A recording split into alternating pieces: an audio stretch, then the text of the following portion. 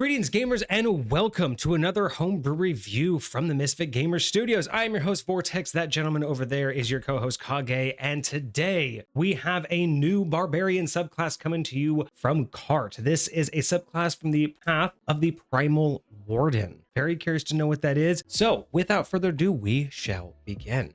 Today we have Path of the Primal Warden, Barbarian subclass from Cart. So let us begin, as always, with our description. Barbarians who follow the path of the Primal Warden don't just channel their rage, they become avatars of nature's raw power. Their fury is like the howl of a storm, the roar of wildfire, or the relentless crush of the tide. These warriors are guardians of the wind, embodying its ferocity to protect, destroy, and endure. Not all rage is chaos. Some fury is a force of nature. I like that, especially that last line, not all rage is chaos. That imagery. This is not an emotional based barbarian. This is as close to what a monk and druid offspring would be, in my opinion. It's the idea of a energy that you feel, but it's not emotion. I like the imagery though. I like the idea that we're pushing into a untapped potential and not so much an emotion or just a rush of energy.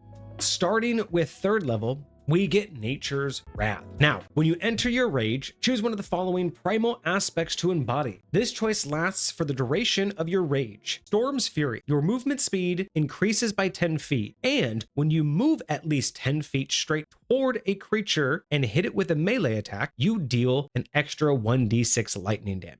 So you get an extra 10 feet, and as long as you move at least 10 feet, you deal lightning damage. I mean, I'm sorry, I just cannot get the imagery out of my head of that 10 feet is like you shuffling your feet across the floor. Slap. It's crazy because like I imagine like almost like a lightning bolt punch. Like I'm like rearing back and just boom, like instantly like teleporting almost like yep. That's wild. Okay. Wildfire's Embrace. When a creature within 5 feet hits you with an attack, they take fire damage equal to your rage damage bonus. So it's a retaliatory fire. Now, what is the rage damage bonus? Generally, it starts at a +2, but I think it gets all the way up to a +4. It's a static bonus. That's cool. Right. Tide's Grasp. You gain advantage on athletics checks, and you can attempt to grapple or shove as a bonus action on your turn. It's like your own version of cunning action, but I like that one. That's my favorite so far. I like it. I honestly, the only thing I feel like it's missing is why didn't we get one for Earth to increase your AC even more? You know, because you already get, when you're raging, you already get immunity to certain damage type. Why not like being able to do a stone skin or something to boost your AC by 2 more? I'm just feeling like, why didn't we go full circle and give that one extra nature, which would be Earth? Why not also give me a defensive one? I could see it being self-healing or temporary hit. I could even see it as less of Earth and more of like maybe plant life or something like that, and some like sap or salve or something of that nature being more rejuvenating than anything. But yeah, otherwise no changes. I really like how these are. Storm's Fury being able to increase your movement, I think is kind of cool. I like the increased movement, and I like what you can do with it. I like that it gives you something to do with it. It's not just like you can move a little bit more. Yeah, right. I think the wildfire is the one out of the 3 that just is a little interesting in terms of representation. The retaliatory fire, trying to visualize how you hit me, but then you get heat damage. Well, so I kind of look at it. So there's a spell very akin to this, which is Armor of Agathis. And basically you cover yourself in like frost, right? And so anytime someone makes melee contact with you, it's almost like an explosion of like ice blasts back on the attacker and does 5 points of damage to them. So when I look at this, I kind of imagine like you're lightweight Johnny Storm and you just like burst out with this embodiment of fire. I can kind of see that. The storm and the tide really feel like I feel like maybe they embody it. I was having a hard time picturing how you're looking at this tide being this thing that enables you to grapple. And so think about like acrobatic. Think about a wave. If you've ever been surfing and you get hit by a wave the wrong way, it's taking you wherever the fuck it wants to take you.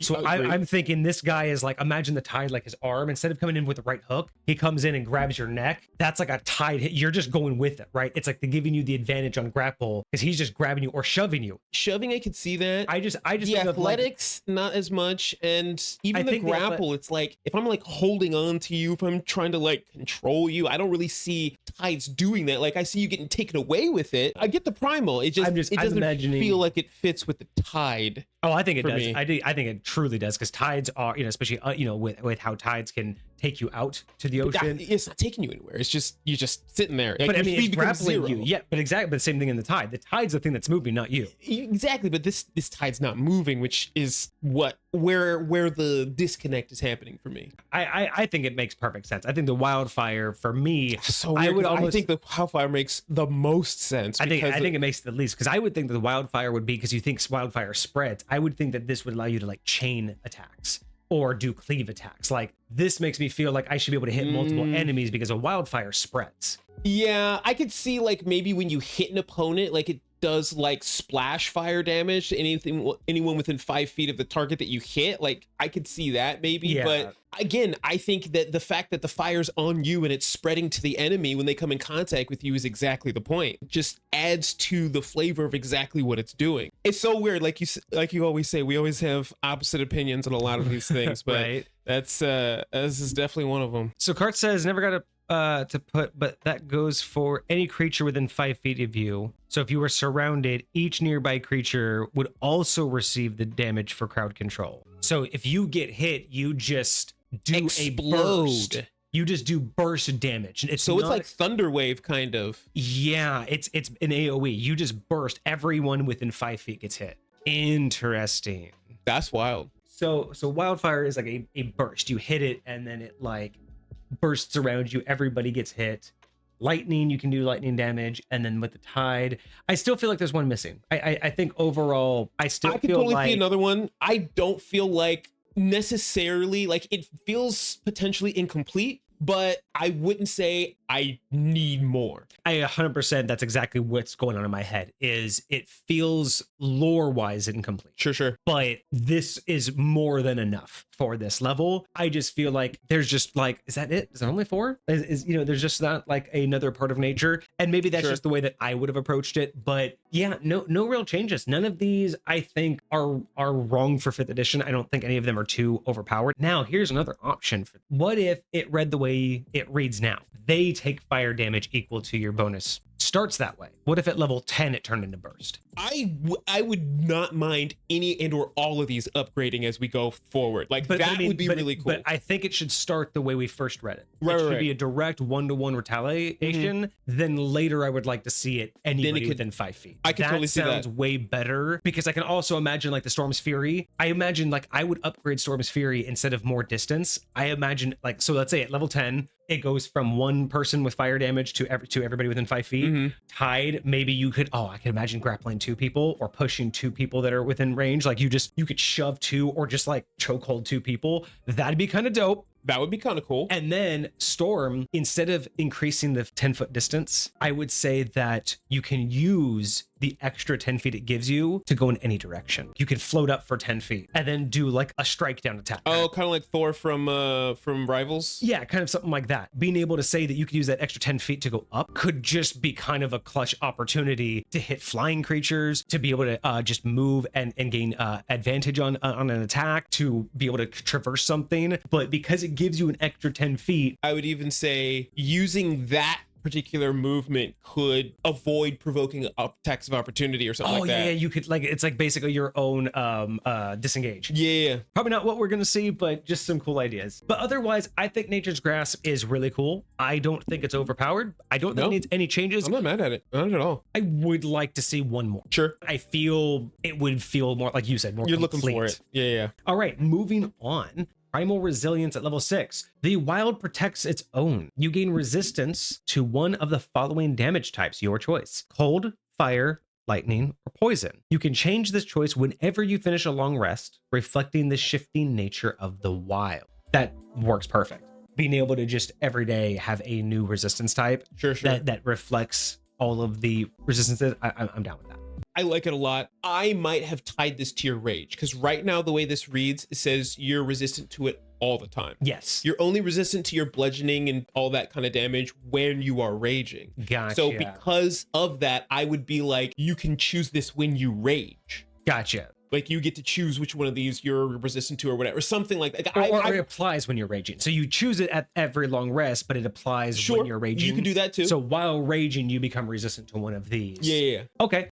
I would be okay with that. I think it makes sense. Just because it's a barbarian class and all of your stuff is tied to that. Would it be too much to say? I think it would be too much at level 6, at least, to say you choose one every day, you're resistant to it, but when raging, you become immune to it. Oh. Would that be too much at level 6? Because that actually doesn't sound too bad, right? So it's like I choose lightning, I'm resistant to lightning all day. Actually, but only when I'm raging. I kind of don't mind that. What if we got rid of poison and at the primal resistant or the primal resilience is you can choose one of these to be resistant through while not raging. And then while raging, you become immune to the one of your choosing. So if you do Storm's Fury, you would become immune to light. If you chose Wildfire, you become immune to fire while raging. But then just the primal resilience is just during the day when you're not raging, you go back to whichever one you chose that day. Oh, I see what you're saying. I see what you're saying. Or let's go one step further. Let's tie it all to the rage. Primal resilience. When you stop raging, you become resistant to whichever ability you last raged with. And when raging, you get immunity. Gotcha. So like when I choose Storm Fury, I'm immune while I'm raging. But then after that, until I rage again,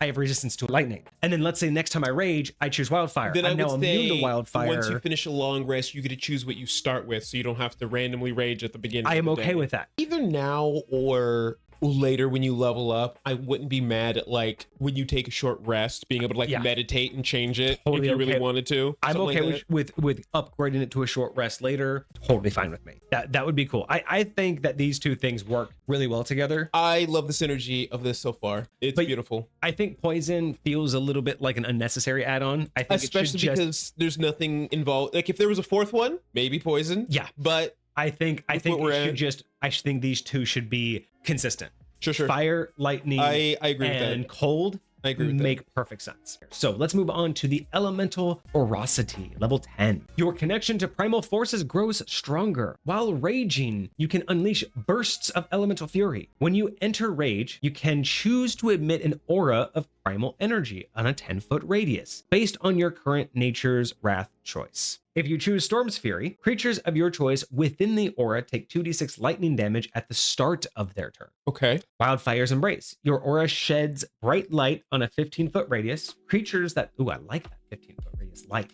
Creatures that start their turn within the aura take 1d6 fire damage if they've damaged you since the last turn. That's very interesting. And then Tide's Grasp, the ground within your aura becomes difficult terrain for enemies, and creatures you grapple are considered restrained instead of just grapple. You can activate this aura once per raid. How long does the aura last for? For the duration of your rage. So why wouldn't you have this on? That's why the statement at the bottom, like you can activate this. I'm like, you're not really activating the aura. It's just what happens when you rage now. Well, I guess it does say you can choose, but there's no point in, I guess that's your point. Yeah. It's like, if I can now do this and it lasts for the entirety of my rage, why would I potentially miss out on some damage by not activating it right away? I would just say that this is just while raging, you unleash bursts of elemental fury. When you enter rage, the following effects take place based on what you choose. And this just happens. So Cart says in chat that it's supposed to say that it allows you to mix and match. So let's say you rage using Storm Fury, but then you could use your Wildfire's Embrace. But the problem, I think, the reason why we didn't see that is because of this. It says when you rage, you can choose to emit an aura based on your current nature's choice. So I thought if you chose to Storm Fury Rage, you were locked into choosing Storm Fury Embrace. But I will say even still, even if that's the case, if it lasts your entire rage, why wouldn't you activate it at the start? Unless you just don't know which one you want to choose. And that's the only thing I can think of. It's just the moment you're waiting to figure it out before you want to use it. I would take either side of this coin, and this is kind of from my high point of view, as well as my understanding that 5th edition works different. I think I would prefer them to be locked together. If you choose Storm Fury, you also get the aura just guaranteed for the whole rage.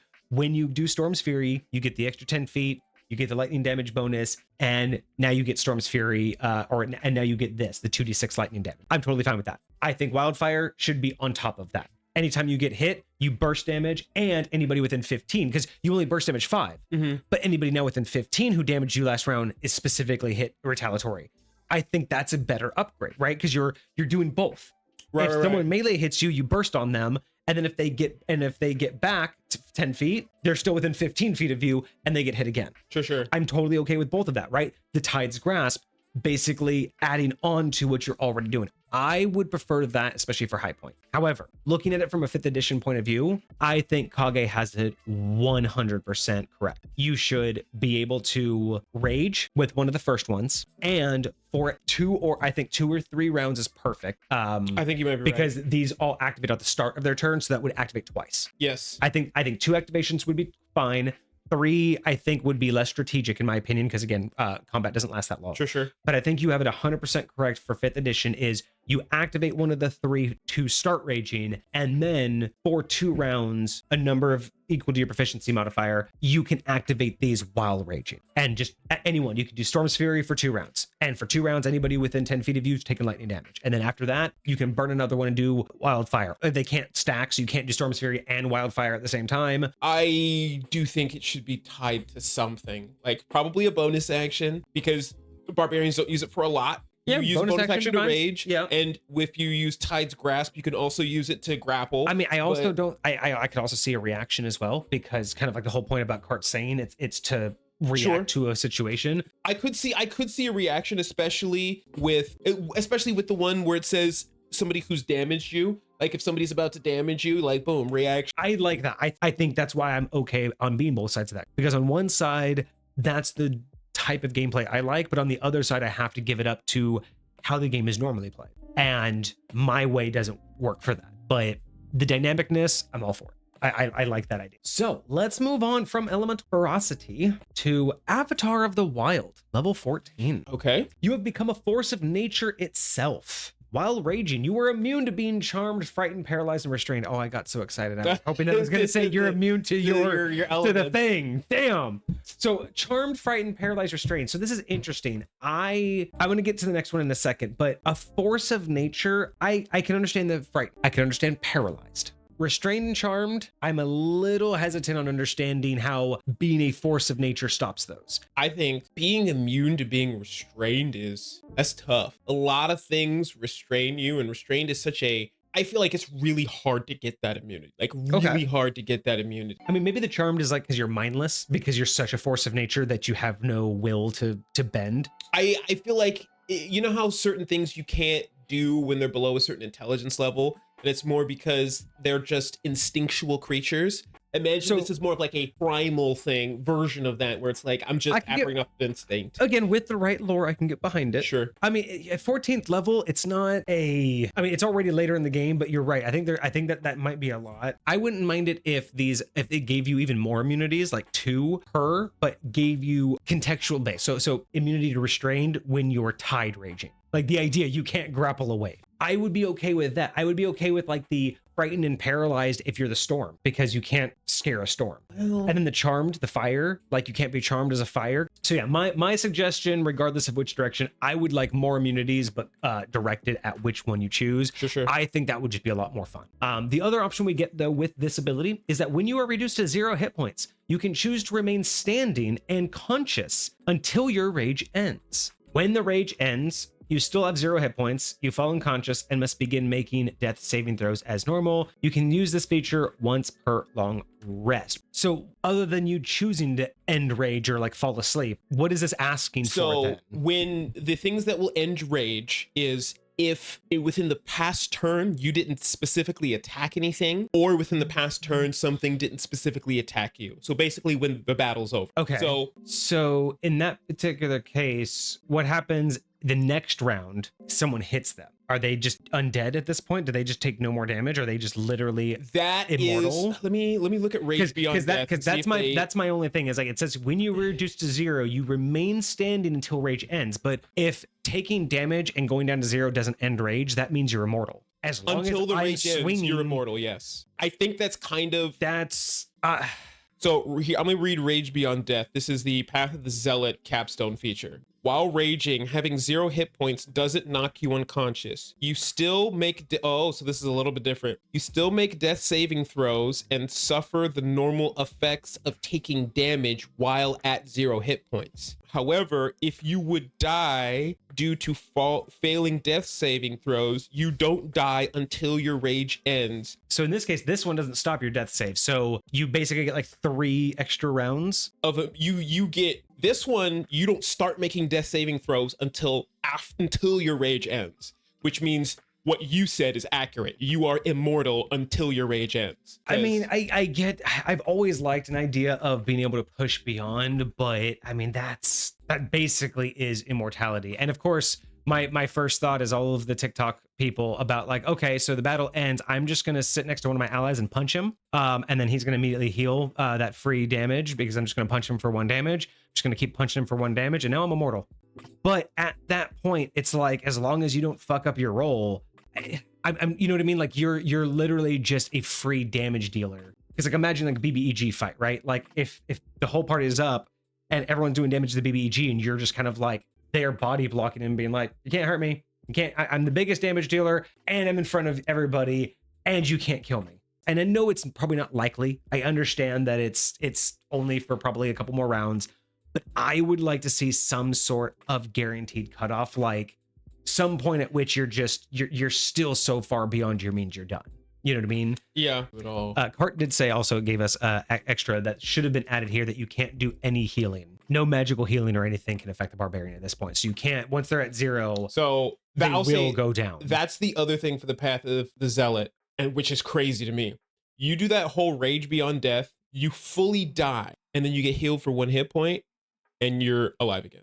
That's how the rage beyond death for the zealot barbarian theoretically works. Because it says, I don't like that either. Because it says if you only die if you still have 0 hit points at the end of your rage. So as long as somebody can heal you at least a little bit, even if you've died, even if you failed all your death saves, like you don't go down. Like that is where I would 100% draw the line. Yeah, like, I don't like that either. Because that's basically a get out of death free card. I would say I would extend, like, personally, I think both of them should extend it through the death saves. Like, the idea is that you're struggling to hold on to your soul, right? Like, you're literally struggling, but you just won't go down.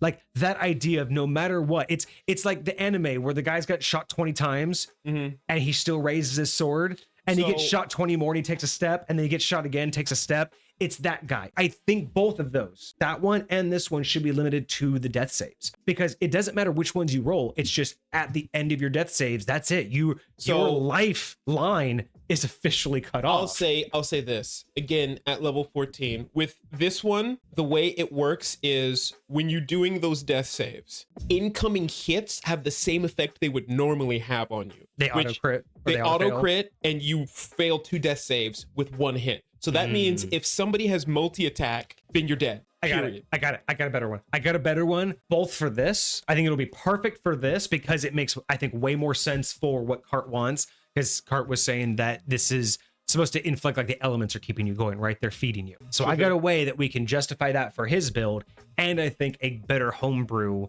for the other one. What if all it does is unlimits the cap of death saves? So at this point, when you reach 0 hit points, you start making death saves. As long as you don't fail 3, you will stay alive. So every round you make a death save, and as long as you haven't made 3, you're up.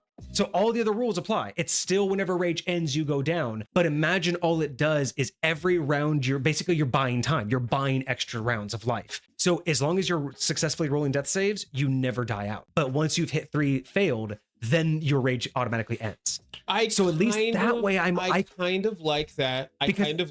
Because with Cart, the way he was saying of the elements are keeping you alive, even they only have so much power. Even they can only keep your soul attached to your body. The death saves are the idea that your body just is given up, right? You're literally, your life force is gone. Because if you think about it, because normally you get 3 chances to stay alive or die. But imagine if this was, as long as you are staying alive, you're up. So you're raging, and as long as you're making those death saves, there's just no end. There's no end of the death saves until you reach 3. What if you passed your last death save, your next one is made with advantage?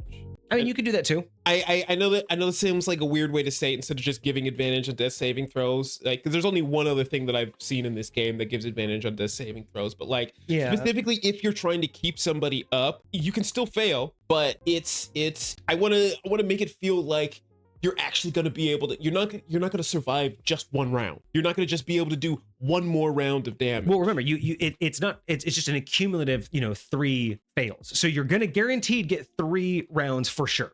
So going to 0, you're going to get 3 extra rounds of this extra life. Okay. But beyond that, so in this scenario, hits don't count as auto crit. Like, yeah, there is no auto failing. Like, I would say that there's no auto failing the death saves at this point. It's purely up to the character. So at this point, you're still taking all that damage, or maybe you could say so much damage in one single hit will auto fail. If you take more than 20 points of damage, you will auto fail. But I like the idea that if the whole point of death saves is this battle between your life force fading out of your body, why not just unloose that cap? The point is normally you only get 3 and then you stabilize yourself. What if this idea of keeping you alive is that as long as you didn't fail, you're kept up, and you're only kept up as long as you're raging. So the moment you rage, you just fall unconscious as if you've succeeded all your death saves. Sure. But let's say you're on rage 15 and you've already failed 2 and you roll another failure. The idea that you still die makes sense because you push so far beyond your capabilities that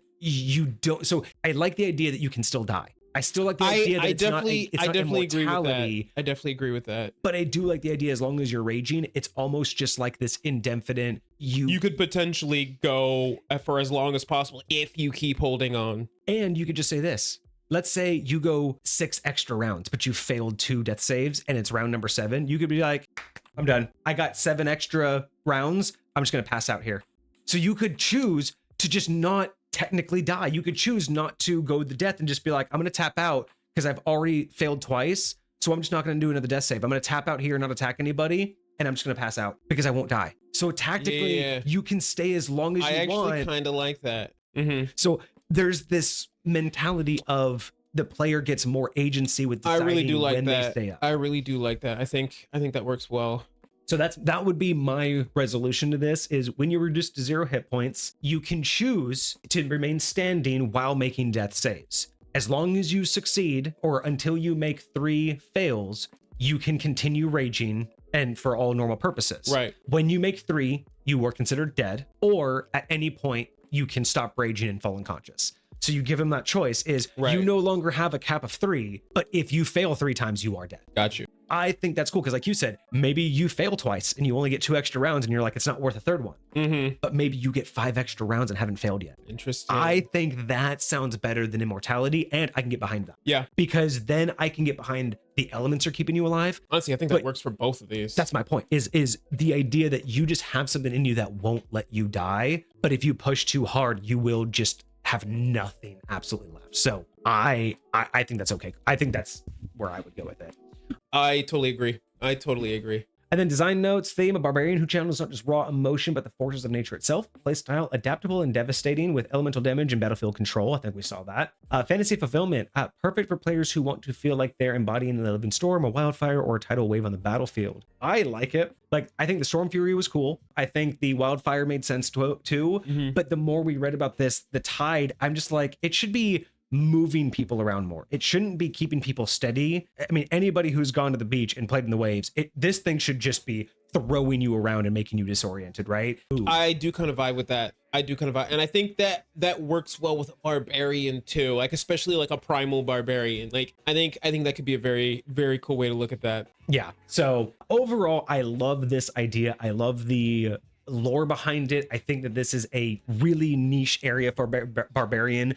I think this unlocks a lot of potential for elemental damage and spell type damage while they're raging, and gives a lot of unique roleplay aspects as well. The idea of embodying these forces of nature. But I will say that overall, as is, while it is nice and neat and works exactly as is, I would like to see some upgrades and some modifications to bring out some of the more tacticalness of it, being able to be more variety over time. Sure. Yeah, really cool. Definitely points for the lore, definitely points for creativity, but there are things that I would change. So I think it's gonna get a 7. I think it's pretty solid. has a great direction. I would just modify some of the verbiage and modify some of those abilities, but it's strong on its own. I don't think it needs a lot of change in general. So yeah, but no, it's a strong, yeah. Wild. I love it. Strong. What do you think? Love it. No, I think this is beautiful. I really love what Cart did with this, like the direction that they took it, like the way the abilities work, the way they build upon each other. Like it is a really cool idea. Nice. All right, well, thank you everybody for joining us today for that homebrew review of the Path of the Primal Warden from Cart. While I would make a few changes, I'm curious to know what you would do out there. So let us know, like and subscribe if you like this episode, and let us know in the comments what you think. What would you have done differently, and which ability did you like the most? That's going to be us for the rest of today. Thank you all so much, and cheers. Deuces, my friends.